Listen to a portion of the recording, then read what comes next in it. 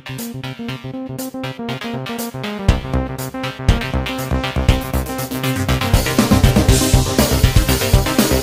you ever thought about this question? Where do all these thoughts, these ideas running around in my head every day, actually come from? Are they produced by our brain itself? Or is it more like an antenna, just receiving some kind of signal? This might sound a bit subversive to our common understanding, right? Because from childhood, we've always taken for granted that all thought originates from the activity within our own brains.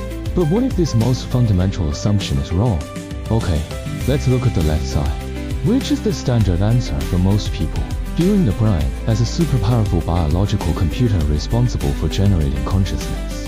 But today, let's play a thought experiment to explore the possibility on the right. Maybe our brain is actually a super precise biological antenna. It doesn't create thoughts, instead, it receives consciousness. Okay, so if the brain is truly a receiver, how does this hardware operate? You can actually imagine it like the Wi-Fi router in your house. First, there's an omnipresent consciousness signal constantly existing in the universe, just like a network signal. Second, our brain acts like that antenna, capturing this very faint signal. Then, the brain uses its own energy to amplify this signal, making it strong enough. Finally, this amplified signal can command our body to act and think. It works exactly like a router. Wow, that's interesting. So, what exactly are those brainwaves that scientists measure in hospitals with their instruments? In this model, that strong electrical signal isn't the thought itself. It's more like the electrical noise generated when the brain, the amplifier, is working a byproduct of the processing, not the source of the signal.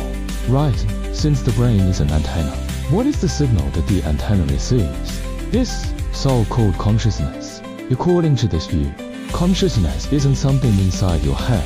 It's more like an invisible energy field, surrounding every one of us like the air, existing everywhere simultaneously. Think about it. How many signals are running through this space right now?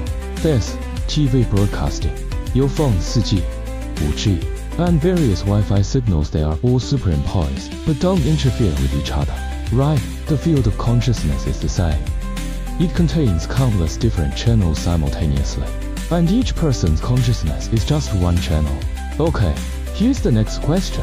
If this universal signal is inherently clean and clear, why is our life experience often a mess? Why do we have so many worries and confusions?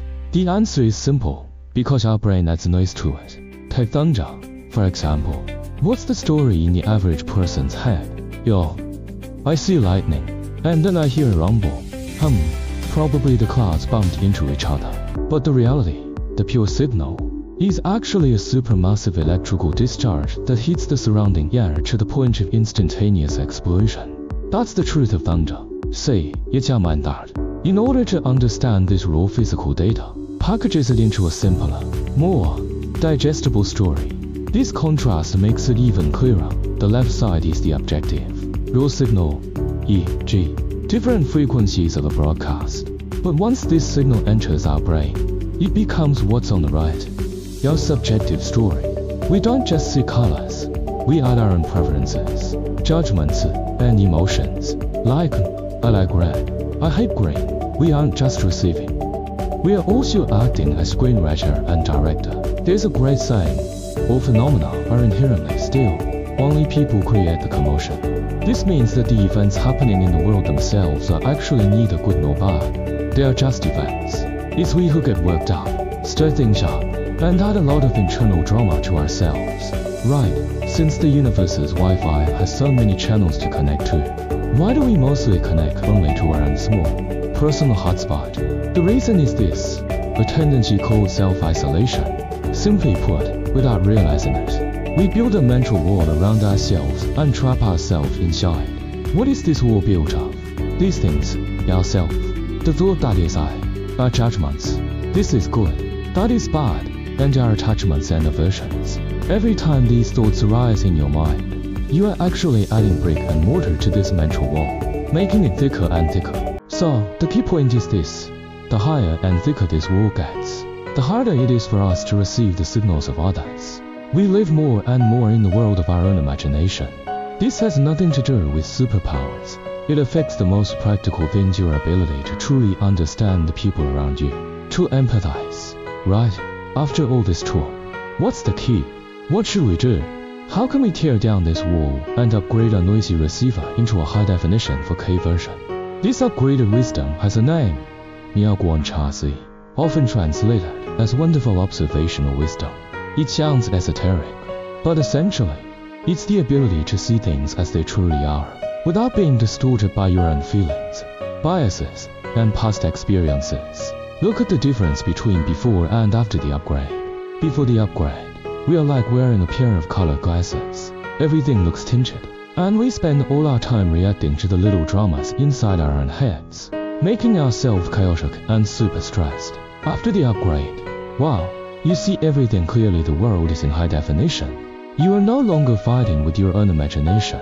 You interact directly with reality. Your reactions become super precise, super efficient, and a lot of new ideas naturally emerge.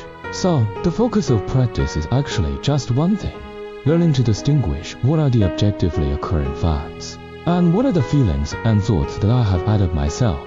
Practice looking at the event for what it is, without adding fuel or seasoning. Finally, let's leave one question for everyone to think about. If one day, your mind truly becomes like a super clean mirror, your perception completely free of any noise, and you remove all the stories, judgments, and emotions you've added yourself, what kind of world do you think you would see when you open your eyes?